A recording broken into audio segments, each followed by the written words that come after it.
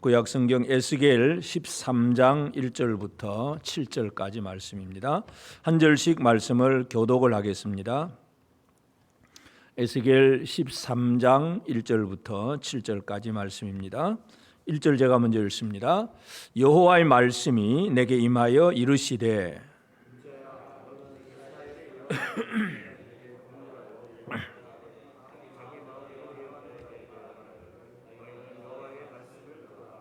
주 여호와의 말씀에 봉긋이 없이 자기 심령을 따라 예언하는 어리석은 선지자에게 화가 있을진저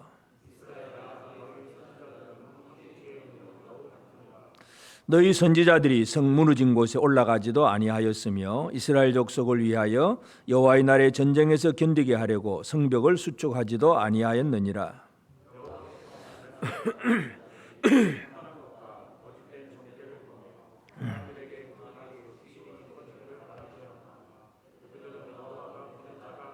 같이 읽읍시다. 너희가 말하기를 여호와의 말씀이라 하여도 내가 말한 것이 아닌즉 어찌 허탄한 묵시를 보며 거짓된 점괘를 말한 것이 아니냐. 아멘.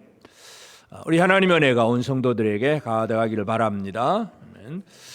우리가 참 이 5월 이제 마지막 주일 이제 우리가 올 가정의 달이기도 하고 그래서 우리가 참 이 가정을 지킨다는 것이 우리에게 있어 너무나 소중한 부분인데 그래서 부부 사이 부모와 관계 또 자녀와의 관계 여러 이 가정 안에서의 일어난 일들 가정을 자기 가정을 잘 지키려고 우리가 애를 많이 쓰기도 합니다. 그래서 이제 우리가 이 에스겔서를 보면서 하나님께서 에스겔에게 주신 사명이 뭐냐 하면 바로 에스겔은 바벨론의 포로가 되어 있는 상태에서 하나님의 말씀을 포로된 백성들에게 전하는 겁니다. 그러니까 바벨론 디아스포라 백성들에게 하나님의 말씀을 전한다는 얘기는 그 땅에 있는 포로가 되어 왔지만 그들을 통해서 하나님이 뭔가 하고자 하는 일이 있어요.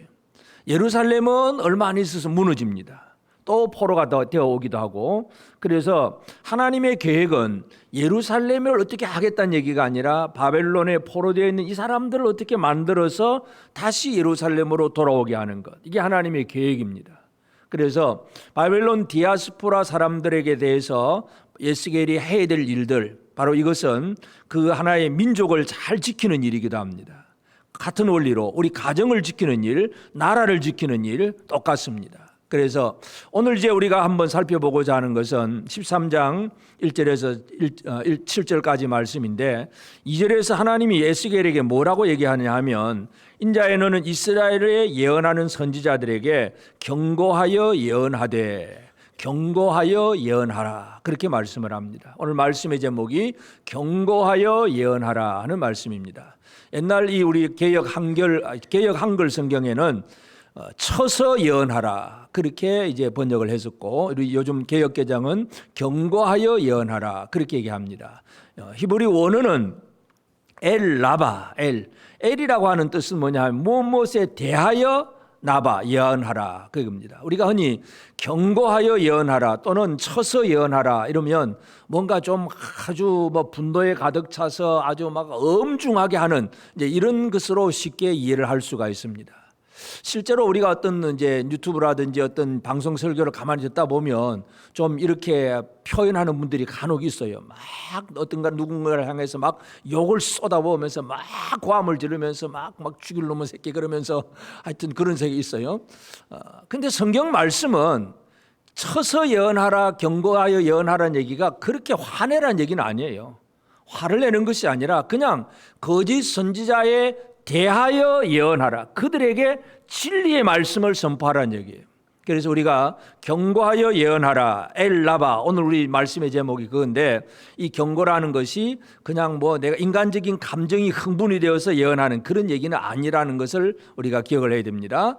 거짓 선지자에 대하여 예언하라. 여러분 이 어둠을 이기는 것이 뭡니까? 빛이 들어가면 빛이 화를 낼 것도 없잖아요. 빛만 들어가면 자동으로 어둠은 물러갈 수밖에 없어요.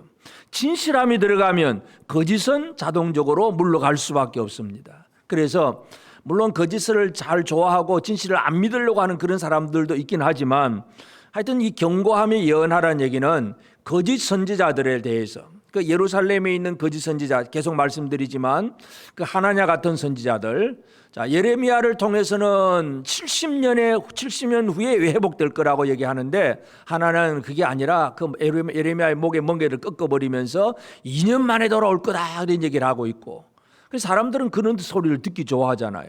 그래서 이러한 거짓 선지자들에 대해서 에스겔이 경고하여 예언하라 이렇게 말씀을 합니다. 물론 그러니까 지리적으로 에스겔은 바벨론에 와 있고 하나냐는 예루살렘에 있으니까 직접적으로 뭐 에스겔이 하나냐 만나가지고 얘기하는 게 아니에요. 지금 여기에 나와 있는 에스겔과 같이 있는 사람들 속에 이들에게도 하나냐의 얘기를 듣고 아마도 그 마음에 그 말에 그냥 움직이는 사람이 있을 거예요. 그런 사람들에 대해서 이 거짓 선지자의 예언이 얼마나 잘못되었느냐, 그 얘기를 지금 에스겔이 하고자 하는 것, 이게 하나님께서 하라고 하신 말씀입니다. 그래서 거짓을 이기는 이 생활들, 이것을 해야 제대로 하나님이 약속하신 말씀 안에서 잘 살다가 결국은 하나님이 원하신 그때에 예루살렘으로 회복이 됩니다. 그러니까 거짓말 믿고 살다가 보면 지금 당장은 좋은데 내일이면 또 그게 이루어지지 않으니까 당황하게 되고 실망하게 되고 또 이상한 일이 벌어집니다. 이루어지는 진리의 말씀을 믿는 게 가장 중요합니다. 그래서 하나님께서 에스겔에게를 통해서 거짓 선지자를 대하여서, 예루살렘 거짓 선지자를 대하여서 경고하여 예언하라 이 말씀을 하셨는데, 이 경고하여 예언하라는 말이 뭐냐 하는 것을 다시 한번 우리가 살펴보기를 원합니다. 경고하여 예언하라, 거짓 선지자는 어떤 사람이냐 하면, 오늘 2절에 보면 인자에 너는 이스라엘 예언하는 선지자들에게 경고하여 예언하되 자기 마음대로 예언하는 자들에게 말하기를, 자기 마음대로 예언하는 자들 그렇게 표현합니다. 3절에 보면 주 여호와의 말씀에 본 것이 없이 자기 심령을 따라 예언하는 어리석은 선지자, 자기 마음대로 본 것도 없는데, 하나님 보여주신 것도 없는데 자기 심령에 뭔가 자기 마음에 느낀 게 있으니까 그냥 그 감정을 따라서 그냥 얘기하는 거예요.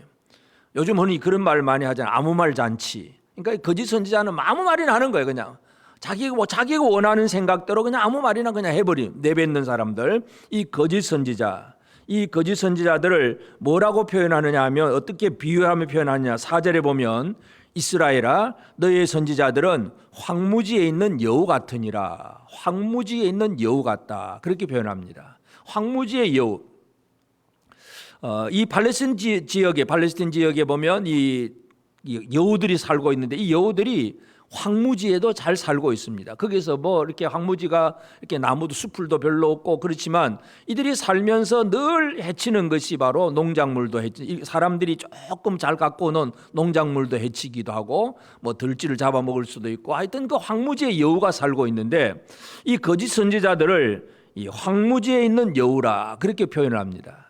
이제 유다가 이제 멸망을 당하고 예레미야 선지자가 이제 예루살렘이 완전히 망한 다음에 예레미야 애가 슬픈 노래를 부르잖아요.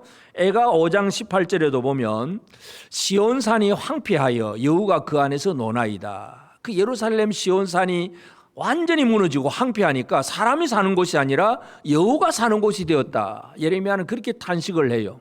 그러니까 여우는, 황무지의 여우는 황폐함과 여우가 같이 어울려져 있다는 것을 우리가 알 수가 있는데, 거짓 선지자는 어떤 사람들이냐? 시온, 예루살렘을 황폐하게 만드는 존재입니다. 그리고 그 황폐함 속에서 그냥 자기 어떤 이익이나 챙기는 이런 사람들이 바로 거짓 선지자들이라는 얘기입니다. 이런 사람들은 자기 이익만 챙겨요. 자기 이익만. 그래서 5절에도 보면 너희 선지자들이 성 무너진 곳에 올라가지도 아니하였으며 이스라엘 족속을 위하여 여호와의 날에 전쟁에서 견디게 하려고 성벽을 수축하지도 아니하였느니라. 이 거짓 선지자들은 성 무너진 곳에 올라가지도 아니하였으며, 무너진 곳이 있으면 어떻게 해야 됩니까? 수리를 해야 되잖아요. 수축을 해야 되잖아요. 그런데 그게 안 가는 거예요. 무너지든 말든 상관이 없어요. 성벽, 전쟁에서 이제 적군이 쳐들어오면 무너진 성벽을 보수를 하고 수축을 해야 되는데, 이건 그냥 다 내버려 두는 거예요. 그냥 내 한 몸만 편하게 살고 내 심령에 따라서 그냥 한마디 하고 그것으로 끝나버리는 사람이 바로 거짓 선지자들입니다. 그래서 이 거짓 선지자들은 전체 하나님의 백성을 생각하지도 아니하고 하나님의 뜻과도 상관이 없습니다. 그래서 에스겔을 통해서 경고하여 예언하라. 이 거짓 선지자들에 대해서 경고하고 예언하라는 말씀인데, 아까 말씀드렸듯이 에스겔이 예루살렘에 찾아가 가지고 하나냐 같은 사람에게 너 왜 그러냐고 그렇게 직접적인 얘기를 하는 게 아닙니다. 에스겔의 예언은 바벨론에 와 있는 사람들, 바벨론에 와 있으면서 거짓 선지자의 예언을 듣고 그게 좋아지고 또 그 말을 믿고 사는 그 사람들에게 대해서 지금 거짓 선지자를 경고하여 예언한다는 것을 우리가 알 수가 있습니다. 그러니까 이 엘나바라는 것은 그 거짓 선지자에 대하여 예언한다는 것은 첫째는 거짓 선지자를 대적하는 일이기도 하고, 또 한 가지는 뭡니까? 바로 그 백성들, 거짓 선지자의 그 예언을 듣는 사람들, 이들을 고치는 일이에요. 이들을 깨우치고 이들이 거짓말에 속아 넘어가지 않도록 지키는 것, 경고하고 그들로 하여금 거짓에 속아 넘어가지 않도록 만드는 일이 바로 에스겔에게 주어진 사명입니다. 그래서 거짓 선지자에게 사람들은 쉽게 속을 수가 있습니다. 70년 만에 돌아올 것이다 하는 말보다 2년 만에 돌아올 것이다, 이게 사람들이 너무 듣기 좋잖아요. 당장에 듣기 좋아요. 여러분 또 이제 아직도 선거 운동을 하고 있는 중이긴 하지만 그 모든 선거하는 나선 그 후보들은 전부 사람들에게 무슨 얘기를 해줍니까? 듣기 좋은 얘기. 자, 우리 지역에 이렇게 하겠다, 이런 길을 만들겠다, 하겠다, 전부 듣기 좋은 얘기만 해줍니다. 듣기 싫은 얘기를 하는 후보는 아무도 없는 것 같아요. 전부 다 듣기 좋은 얘기만 합니다. 그것이 이루어질는지 안 이루어질는지는 그건 나중에 가봐야 될 일이지만, 하여튼 이 거짓 선지자들은 그러한 얘기를 해주고 사람들은 그 말을 잘 듣습니다. 그래서 이 거짓 선지자들이 사람들이 듣고자 하는 그 얘기를 해주면 사람들은 쉽게 속아 넘어가는 거예요. 그러니까 에스겔의 사명이 뭐냐? 그들이 속아 넘어가지 않도록 말씀을 증거하고 가르치는 것. 이게 바로 에스겔의 사명입니다. 에스겔의 사명은 다른 표현으로 하면 무너진 성벽을 수축하는 일. 물리적으로 적군이 쳐들어올 때는 이제 돌이나 흙으로 이렇게 성을 높이 쌓아야 되겠지만, 영적인 면에서도 에스겔의 사명이 뭡니까? 이런 악한 영들이 들어오고 거짓말이 들어올 때 그것을 막아내는 무너진 성벽을 쌓는 것이 바로 에스겔의 사명이에요. 나중에 이제 그 느헤미야 시대 가보면 예루살렘에 돌아왔고 성전도 지었는데도 성벽이 없어서 막 대적들에 의해서 그냥 고통을 당하잖아요. 그러니까 느헤미야의 사명이 뭐냐 하면 성벽을 수축하는 일이었어요. 느헤미야는 실제적이고 물리적인 그러한 성벽을 수축을 합니다. 느헤미야 1장 3절 4절에 보면 그들이 내게 이르되 사로잡힘을 면하고 남아있는 자들이 그 지방 거기에서 큰 환난을 당하고 능욕을 받으며 예루살렘 성은 허물어지고 성문들은 불탔다 하는지라 내가 이 말을 듣고 앉아서 울고 수일 동안 슬퍼하며 하늘의 하나님 앞에 금식하며 기도하며, 결국은 느헤미야가 그렇게 예루살렘이 무너졌다는 그때, 성벽이 무너져 있는 그것 때문에 슬퍼하고 금식하고, 그리고 결국 왕 앞에 가서 허락을 받아서 예루살렘으로 돌아가서 성벽을 수축하잖아요. 성벽을 재건합니다. 이게 느헤미야의 사명이에요. 그러니까 느헤미야는 물리적인 성벽을 완벽하게 쌓는 사람이었습니다. 그럼 에스겔이나 또는 느헤미야와 같이 일했던 에스라나 이런 사람들은 영적인 면에서의 성벽을 쌓는 일입니다. 사람들이 거짓말에 속아 넘어가지 않도록. 오늘 이 시대에 하나님의 말씀을 전하는 자들의 사명 중에 하나가 이것입니다. 여러분들이 거짓에 속아 넘어가지 않도록 저의 사명은 바로 진리를 바로 가르치는 것. 그래서 이 거짓이 난무하는 이 시대 속에서 그 헛된 말에 속아 넘어가지 않도록 하는 것, 이게 바로 에스겔의 사명이고 이 시대의 말씀 사역자들의 사명이기도 합니다. 그래서 이 에스겔은 이스라엘의 영적인 성벽을 수축하고 그들을 보호해주는 이 일을 해야 됩니다. 그러면서 단순히 보호만 하는 것이 아니라 이 엘나바, 쳐서 예언하고 경고하여 예언하는 이것은 결국은 그 바벨론 디아스포라 백성들로 하여금 진정한 하나님의 계시를 알게 하고 하나님의 뜻이 무엇인가를 알게 하고 그 하나님의 뜻을 기다리게 만드는 것, 소망을 가지게 하는 것, 이게 또 에스겔의 사명이기도 합니다. 거짓 선지자는 거짓된 점괘를 보여줍니다. 거짓된 점괘. 7절에도 보면 너희가 말하기는 여호와의 말씀이라 하여도 내가 말한 것이 아닌즉 어찌 허탄한 묵시를 보며 거짓된 점괘를 말한 것이 아니냐. 결국은 거짓 선지자들은 거짓된 점괘를 말합니다. 거짓된 점괘. 그래서 지난주에도 말씀드린 속담이냐 묵시냐. 하나님의 말씀이 묵시로 오는데도 사람들은 인간이 지어낸 그러한 속담, 그런데 그것을 또 이제 좀 신비스럽게 한다고 막 점을 치는 어떤 이상한 행동을 해가지고 점괘를 만들어서 말을 합니다. 사람들은 그러면 또 그 점괘를 잘 받아들여요. 거짓말을 잘 받아들이는 것이 보통 사람들이 가지고 있는 그런 약점입니다. 예레미야 5장 31절에 보면 선지자들은 거짓을 예언하여 하며 제사장들은 자기 권력으로 다스리며 내 백성은 그것을 좋게 여기니 마지막에는 너희가 어찌하려느냐. 자, 선지자들이 거짓을 예언합니다. 제사장들은 자기 권력으로 다스립니다. 그런데 백성들의 반응이 뭐예요? 그걸 좋게 여겨. 좋게. 참 이 백성들이 얼마나 우둔한지. 진짜 거짓을 분간하고 이건 아니야 하고 딱 거부를 해야 되는데 거짓말에 쉽게 넘어갑니다. 제사장들이 아주 그람한 어떤 옷을 입고 아주 경건한 어떤 모습을 가지고 딱 나타나서 뭔가 그럴듯한 모습을 보여주면 제사장들의 어떤 권력에 대해서도 그걸 좋게 여기는 거예요. 그 필요가 없는데도 그걸 좋게 여기는 거예요. 이게 보통 이 예레미야 당시에 그 사람들의 이야기이기도 하고 지금 이 시대의 이야기이기도 합니다.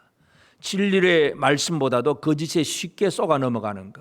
이렇다 하면 그런가 보다 하고 쉽게 넘어가고 저런가 하면 또 넘어가 버리고 막 쉽게 넘어가는 거. 이게 바로 대부분의 가지고 있는 사람들이에요. 거짓된 점괘에 쉽게 넘어갑니다. 그렇기 때문에 에스겔의 사명이 뭐냐? 거짓된 점괘가 아니라 하나님께서 이루시는 그 일에 대해서 말씀을 주는 것. 그러므로 백성들을 어떻게 만듭니까? 올바른 소망을 가지게 하는 것. 하나님께서 보여주시는 것, 하나님이 하라고 하신 이루시는 그것을 바라보는 사람으로 살게 만드는 것. 이게 바로 에스겔의 사명입니다. 그래서 하나님께서 에스겔에게 엘라바 경고하여 예언하라 이랬는데 이건 이 거짓 선지자를 향해서는 대적하는 일이기도 하고 자기 백성들을 그 거짓으로부터 보호하는 일이기도 하고 하나님이 주신 그 꿈과 비전을 향해서 바라보고 나아가게 하는 소망을 가지게 하는 것. 이게 바로 엘라바. 이것이 하나님의 에스겔에게 주신 그러한 명령입니다. 그러면 이 엘라바는 에스겔을 통해서 당연히 이루어지긴 하지만 이것이 완벽하게 이루어지는 것은 어디에서 이루어지느냐? 결국 우리 모든 성경의 해답은 예수 그리스도에게서 이루어집니다. 엘라바, 경과에 예언하는 것도 예수 안에서 이루어집니다. 그럼 예수님이 이 땅에 나타나신 목적이 뭐냐? 요한일서 3장 8절에 죄를 짓는 자는 마귀에게 속하나니 마귀는 처음부터 범죄함이라. 하나님의 아들이 나타나신 것은 하나님의 아들이 하늘에 계시다가 이 땅에 나타나신 것은 마귀의 일을 멸하려 하심이라.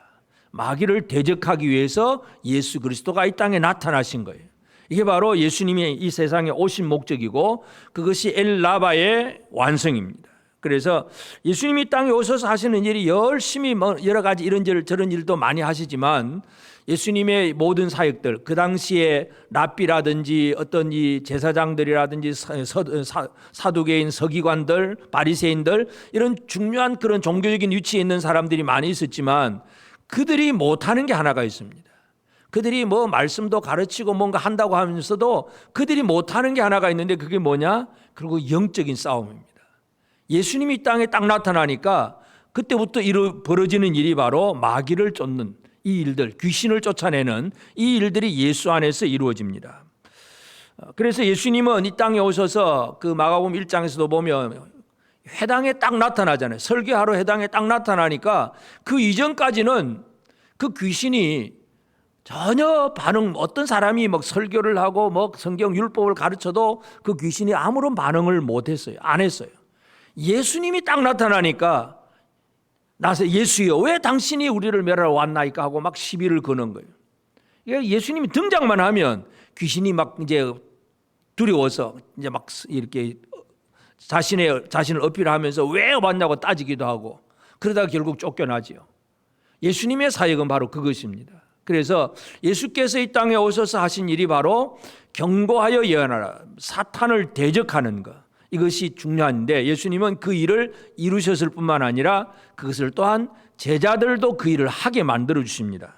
마가복음 16장 17절에 보면 믿는 자들에게는 이런 표적이 따르리니 곧 그들이 내 이름으로 귀신을 쫓아내며 새 방언을 말하며, 예수님은 예수를 믿는 예수의 제자들이 이러한 사역을, 영적인 귀신을 쫓아내는 사역을 하게 하셨다는 것을 우리가 기억을 해야 됩니다. 왜냐하면 우리 예수 믿는 것이 뭐냐, 그냥 교회 다니고 복 받고 건강하고 잘 되고 이런 얘기가 아니라 이 세상을 뒤집고 있는 이 거짓된 이 악한 세력들, 사탄과 그 쫄개들, 귀신들, 이들을 향해서 우리가 싸워 이기는 것이 바로 우리 교회의 사명이에요. 그러므로 오늘 우리가 어떻게 할 수 있느냐, 나사렛 예수 그리스도의 이름으로, 예수께서 주신 그 이름으로 우리가 사탄을 대적하는 거예요. 그러니까 예수님이 내 이름으로 귀신을 쫓아내며 그렇게 말씀을 하신 거. 그러니까 예수님은 이 땅에 나타나신 목적은 바로 마귀를 멸하려고 하셨고, 그리고 자기 백성을 보호하고 지키는 것, 이것도 예수님이 하시잖아요. 그래서 이 거짓으로부터, 이 거짓말 유혹으로부터 결국은 우리를 지켜주셔야 되는데, 에덴 동산에 처음에 하와가 이제 뱀이 하는 말을 듣고 결국 넘어가고 범죄하는 것은 결국은 거짓으로부터 보호를 받아야 되는 그 일을 그 당시에는 못한 거예요. 그것이 문제였잖아요. 예수님이 하시는 것은 자기 백성들을 거짓으로부터 보호하고 지켜주는 것, 우리로 하여금 거짓을 이기게 하시는 일, 이게 바로 예수님이 하시는 일입니다. 그래서 예수님은 오셔서 많은 이런저런 표적도 행하셨지만 제일 많이 강조한 것이 뭐냐 하면 예수님은 기록된 성경을 강조합니다. 성경, 말씀을 강조합니다. 부활하신 예수님이 이제 그 엠마오로 내려가는 두 제자와 함께 길을 걸어가면서 야 야들아 내다 하고 처음부터 바로 소개를 하는 게 아니고 그냥 내려가면서 그냥 여러 가지 많은 얘기를 합니다. 누가복음 24장 26절 27절에 보면 그리스도가 이런 고난을 받고 자기의 영광에 들어가야 할 것이 아니냐 하시고, 이에 모세와 모든 선지자의 글로 시작하여 모든 성경에 쓴 바 자기에 관한 것을 자세히 설명하시니라.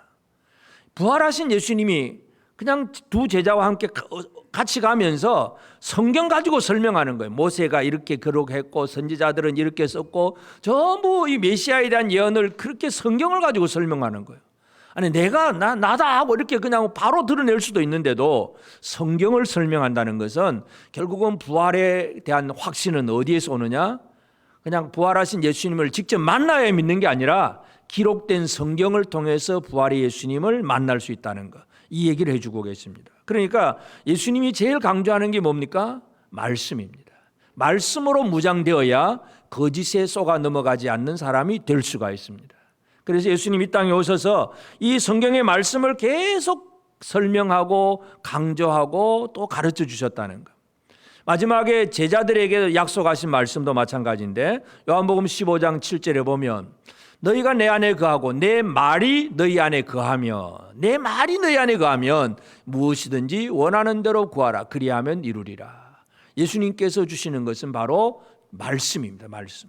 이 말씀으로 무장해야 거짓을 이겨나가는 겁니다. 여러분, 이 시대에도 사탄의 세력은 지금도 똑같습니다. 늘 우리에게 거짓말로 다가옵니다. 거짓으로 위협을 하기도 하고 유혹을 하기도 합니다. 근데 그 모든 것들을 어떻게 이기느냐? 기록된 말씀으로 무장될 때에 우리는 이 거짓에 속아 넘어가지 않는 그런 생활을 살아갈 수 있습니다. 우리가 왜 열심히 성경을 읽어야 되고 공부를 해야 되느냐? 결국 이게 우리 영적 무장이에요. 무장. 이 무장을 제대로 해야 거짓에 속아 넘어가지 않는 사람들이 될 수 있습니다. 그래서 예수님은 말씀을 주셔서 우리를 지키고 보호하실 뿐만 아니라 예수님은 자기 백성들에게 하나님이 주신 그 진정한 소망, 약속의 소망, 그것을 가지게 합니다. 예수님은 자신을 이제 제자들의 그 무리들에게 오병이어의 이적을 행하잖아요. 보리떡 5개로 5,000명이나 먹고 또 그 12광지리가 남는 오병이어의 이적을 행하니까 수많은 사람들이 모였습니다.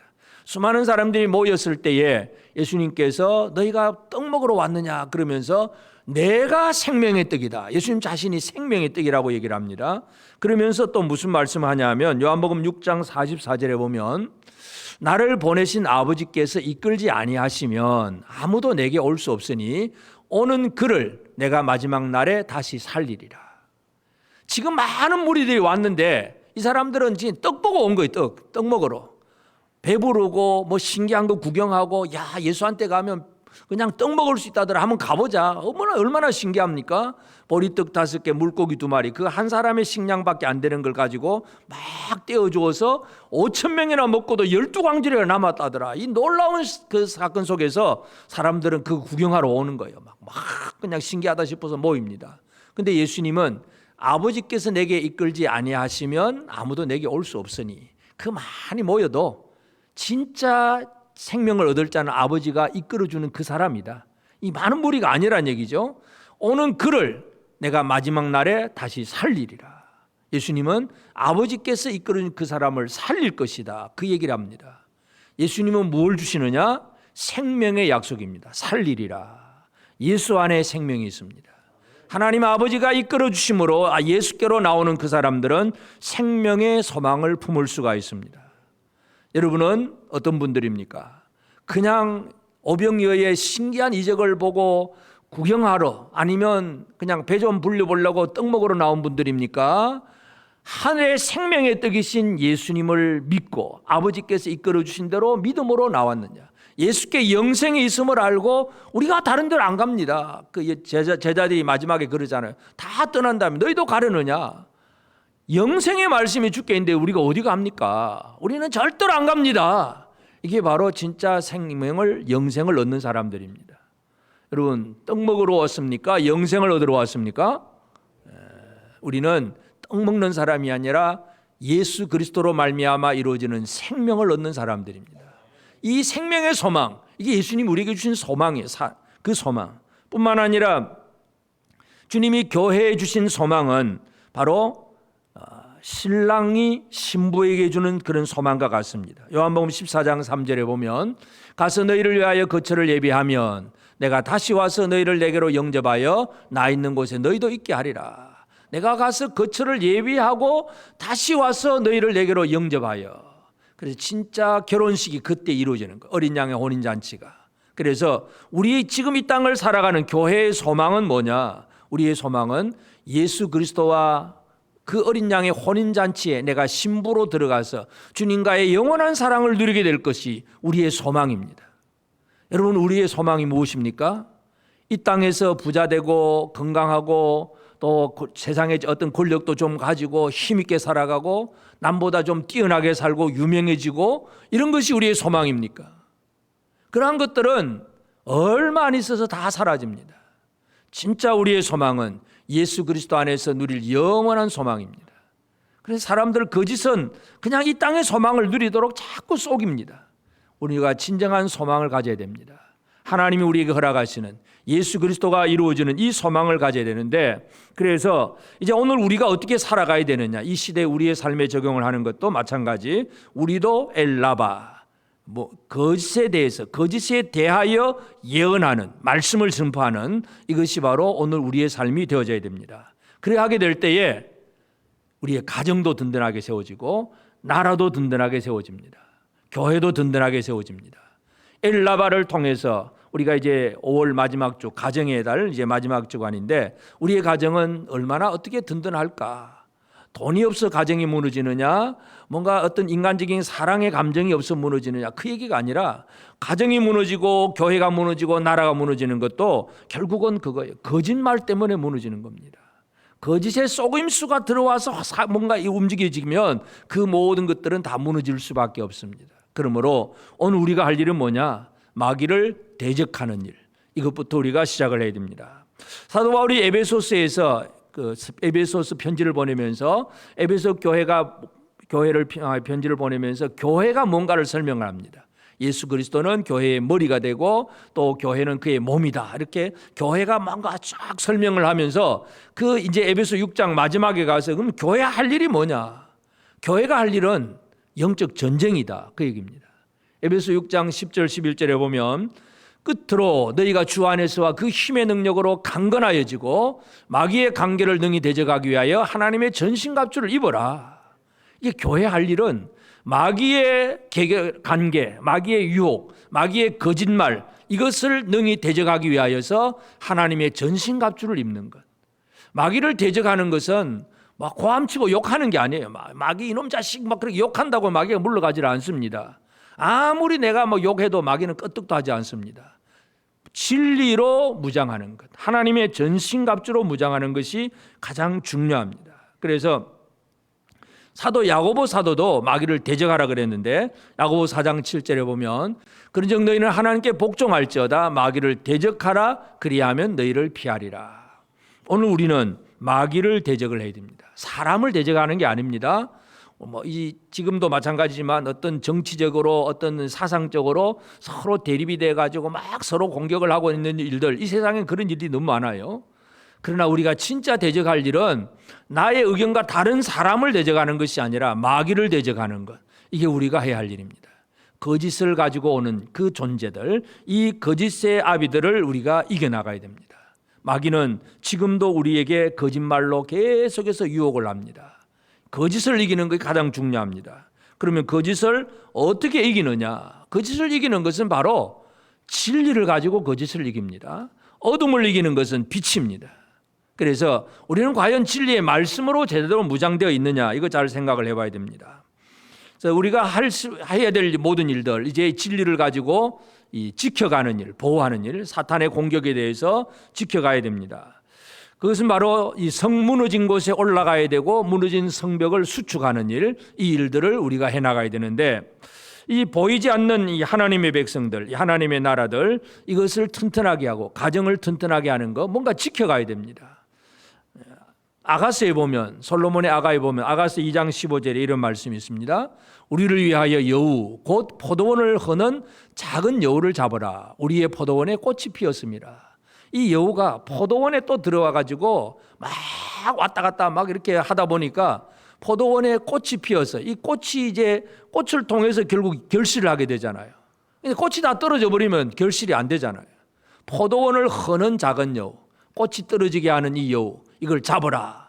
솔로몬 왕과 술람 여인과의 그 깊은 결혼의 사랑의 관계인데, 이 사랑의 관계의 기쁨을 허물어 버리는 이 악한 포도원을 허는 여우를 잡아라, 그런 표현을 씁니다. 오늘 우리가 지금 해야 될 일이 포도원을 허는 여우를 잡는 것입니다. 주님과 나와의 깊은 사랑의 관계가 이루어지고 예수 그리스도와 나 사이에, 신랑과 신부 사이에 진정한 사랑의 관계가 있고 아름다운 관계가 있는데, 포도원을 허는 여우가 들어오면 이 관계가 무너지는 거예요. 기쁨이 사라지는 거예요. 여러분, 예수님 때문에 늘 기쁘십니까? 그냥 예수 믿다 보니까 그냥 믿고 사는 겁니까? 어떻습니까? 늘 기쁘십니까? 이거는 신혼부부들은 신랑 신부끼리 서로 만나면 늘 기쁘잖아요. 이제 결혼 오래된 구혼부부들은 어떻습니까? 아직도 상대방을 보면 가슴이 두근거리고 아직도 좋아집니까? 사랑이 다 식어져 버렸어. 사랑이 무너진 건 아닌데 그냥 또 그런 열정들은 식어져 버렸어요. 왜 그럴까요? 주님과 우리와의 관계도 그렇게 무너뜨리려고 하는 사탄의 세력이 있다는 거, 이거 우리가 기억을 해야 됩니다. 이 포도원을 허는 작은 여우, 이것을 잡아내야 됩니다. 이걸 어떻게 잡느냐? 결국 말씀이에요. 말씀. 진리를, 거짓을 잡는 것은 말씀밖에 없어요. 하나님의 전신갑주를 입으라 그랬는데 그 전신갑주 중에서 에베소 6장 14절부터 보면 그런즉 서서 진리로 너희 허리띠를 띠고, 진리의 말씀이 허리띠가 됩니다. 의의 호신경을 붙이고 평안의 복음이 준비한 것으로 신을 신고, 복음이 신발입니다. 이 모든 것 위에 믿음의 방패를 가지고 이로써 능히 악한 자의 모든 불화살을 소멸하고 구원의 투구와 성령의 검 곧 하나님의 말씀을 가지라. 말씀을 가져야 진리의 허리띠, 구원의 그 복음의 평안을, 복음의 신발, 그리고 성령의 검, 말씀, 여러 가지 중에서 하여튼 이 말씀이 계속 강조되고 있는 걸 알게 됩니다. 마귀를 대적하는 일은 다른 것을 통해서 이루어지지 않습니다. 진리를 선포하기만 하면 됩니다. 하나님의 말씀을 제대로 드러나고 선포하기만 하면 그 짓을 우리는 이겨나갈 수가 있습니다. 다른 것이 힘이 아닙니다. 말씀이 힘입니다. 여러분, 말씀이 힘입니다. 그러면 힘 좀 갖추시겠습니까? 그러려니 하고 또 넘어가시겠습니까? 이 말씀으로 무장되면 무장될수록 우리는 강력한 사람이 되는 것이고, 그냥 말씀이 그러려니 하고 넘어가 버리면 또 쉽게 그냥 바람에 흔들리는 그런 갈대처럼 살게 될 수밖에 없습니다. 진리의 말씀으로 우리의 나라 또 우리의 가정을 지켜가는 이 일들을 해나가야 됩니다.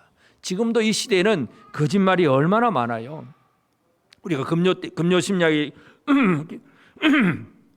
기도회 때 한번 기도했지만 지금도 이 포괄적 포괄적 차별금지법은 어떤지 우리가 예를 들어서 뭐 장애인을 차별하지 말라. 그럼 당연히 차별해서는 안 되지요. 공부 못했다고 차별하냐? 그것도 차별하면 안 되죠. 그런 차별은 아닌데 이제 포괄적이라고 하는 이 말을 딱 사용을 해가지고 그 안에서 예를 들어서 뭐 동성애를 하고 뭐 남자가 좋고 뭐 그런 식으로 하는데 그 사람도 그 포괄적인 그 어떤 범위 안에서 그런 사람도 차별하면 안 된다. 그래서 이제 그렇게 예를 들어서 교회에서 동성애가 죄다. 그러면 이제 그렇게 이제 그 금지법 포괄적 차별 금지법의 내용이 뭐냐 하면 그래가지고 어떤 사람이 자기가 어떤 목사님 설교를 들었는데 그 목사가 막 자기에게 뭐 동성애 죄라 그러면서 막 그렇게 말하는 것 때문에 나는 상처받았다. 그럼 국가인권회에 고소를 하는 거예요. 국가인권회는 그거 가지고 그 편만 들어주는 거예요. 그것을 이제 증명을 아니라고 증명할 사람은 내가 말을 한 내가 증명해야 됩니다. 근데 그 설교가 딱 나와 있고 뭐 설교 영상도 있는데 아니라고 거짓말 하겠습니까? 또 일부러 해놓고도 거짓말 하겠습니까? 그렇게 할 수 없잖아요. 그러면 뭐 징벌적 배상 몇백만 원 이상씩 이게 이제 이 포괄적 금지법이 이런 식으로 지금 되어가지고 하여튼 뭐 차별하면 안 된다. 당연히 차별하면 안 되지요. 사람을 차별하는 건 안 됩니다. 그러나 죄악을 그렇게 징계하고 이건 틀렸다고 얘기하는 건 진리의 말씀이잖아요. 근데 이 거짓말이 그렇게 넘어오는 거야. 야, 우리는 평화스럽게 살아야 돼. 모든 소수의 사람들 다 우리는 사랑하고 포용해야 돼. 당연히 그러니까 우리 사람들은 포용하고 우리가 하나 되어야 되지만 죄는 결코 포용할 수가 없습니다. 그런데 이거 세상 사람들의 법이 이렇습니다. 이런 법들을 지금도 막 그 국회에서 그냥 발의를 하고 그거 만들어내겠다고 애를 쓰고 있습니다. 이런 시대를 지금 우리가 살고 있습니다. 이런 거짓들이 난무할 때에 진리의 말씀으로 무장되지 않으면 가정을 지킬 수가 없어요. 조금 더 이게 법이 통과되면 어떻게 됩니까? 남자 며느리가 들어옵니다. 여자 사이도 들어올 수 있습니다. 이 희한한 일이 벌어지는 거예요. 이 세상이 희한하게 벌어집니다. 여러분 우리가 조심해야 됩니다. 이런 거짓들이 난무하는 이런 시대 속에서 내가 하나님의 말씀으로 제대로 무장하지 않으면 큰일 난다는 사실, 말씀으로 잘 무장하는 우리 모두가 되어지기를 바랍니다. 그리고 우리는 하나님이 이루시는 회복의 소망, 이것을 품고 살아가야 됩니다. 바벨론 디아스포라 백성들이 잃어버려서는 안 되는 것은 바로 예루살렘의 회복에 대한 소망입니다. 하나님께서 우리를 다시 회복시킬 거다. 이 소망을 또 잃어버리면 어떻게 될까요? 바벨론에서 10년, 20년, 30년 살다 보면 이제 그 땅에 정착을 하게 되고 거기서 뭐 또 사업도 하다 보면 성공도 하게 되고 또 관직도 얻고 막 이렇게 잘 살아갈 수가 있습니다. 그러니까 실제적으로 70년 그 세월이 지나가면서 다니엘은 뭐 가자마자 총리가 되기도 하고 또는 느헤미야도 마찬가지고 하여튼 유대인들이 가서 그 뭐 모르드게도 마찬가지고 하여튼 그 땅에서 잘 살 수 있는 그런 환경이 만들어져요. 그런데 돌아가야 될 소망이 있잖아요. 소망을 잃어버리면 그 땅에서 잘 먹고 잘 사는 것이 그들의 삶의 목표가 되어져 버립니다. 이것이 가장 큰 문제예요. 회복의 소망을 품고 사는 우리가 되어야 됩니다. 그래서 회복의 소망이 무너지면 바벨론 생활에 동화되거나 현세적인 삶에 집중을 하게 되고 하나님의 사명을 이룰 수가 없습니다. 그래서 세상에 미혹된 것으로 헛된 것을 꿈꾸는 우리가 되어서는 안 됩니다. 야고보서 4장 13절 14절에 보면 들으라 너희 중에 말하기를 오늘이나 내일이나 우리가 어떤 도시에 가서 거기서 1년을 머물며 장사하여 이익을 보리라 하는 자들아 내일 일을 너희가 알지 못하는도다. 너희 생명이 무엇이냐? 너희는 잠깐 보이다가 없어지는 안개니라. 이 세상의 소망은 내가 여기 가서 장사하고 저기 가서 사업해가지고 내일 이렇게 크게 이익을 봐야지 이런 식의 그냥 소망만 가지고 있는 거예요. 그런데 크게 부자가 되고 그렇게 많은 것을 소유한들 어떻습니까? 내일 일은 알지 못한다. 너희 생명이 뭐냐? 너희는 잠깐 보이다가 없어지는 안개니라. 사람들은 잠깐 보이다가 없어질 안개 같은 인생을 가지고 여기에 온 소망을 다 쏟고 있습니다. 그것은 얼마 못 갑니다. 우리가 품어야 될 소망은 영원한 소망입니다. 절대 없어지지 아니하는 하나님이 약속하신 이 소망을 품고 살아가는 그런 우리가 되는 것이 중요합니다. 그래서 엘라바, 경고하여 예언하라. 무엇으로 예언합니까? 하나님의 말씀이에요. 말씀. 예언의 말씀. 말씀을 통해서 우리가 제대로 서 있고 그 말씀으로 무장하게 될 때에 작게 보면 가정을 지킬 수도 있고 교회를 지키고 나라를 지키는 이 일들을 이룰 수가 있습니다. 에스겔의 사명이 바로 엘라바, 경고하여 예언하라는 말씀이고, 그래서 에스겔의 사명이 바벨론 디아스포라 백성들을 잘 무장시켜서 그들이 거짓에 속아 넘어가지 않고 하나님이 이루실 회복의 소망을 기다리도록 만들어내는 것, 이게 에스겔의 사명이었는데 오늘 저와 여러분들에게 주어진 사명이 바로 이것임을 다시 한번 기억하게 되기를 바랍니다. 여러분 각자의 가정도 지키고 우리 교회도 지키고 우리 나라를 지켜가는 것, 엘라바, 경고하여 예언하는 일임을 다시 한번 기억하고, 내가 먼저 하나님의 말씀에 대해서 깨어있지 않으면 이 일을 제대로 감당할 수가 없습니다. 우리 모두가 하나님의 말씀으로 철저하게 무장된 우리 모든 성도들이 되어지길 바랍니다. 옆 사람에게 한번 격려를 하겠습니다. 우리 경고하고 예언하는 일 잘합시다. 이게 우리 가정을 지키고 교회와 나라를 지키는 일임을 꼭 기억하게 되기를 주의 이름으로 축복합니다. 아멘.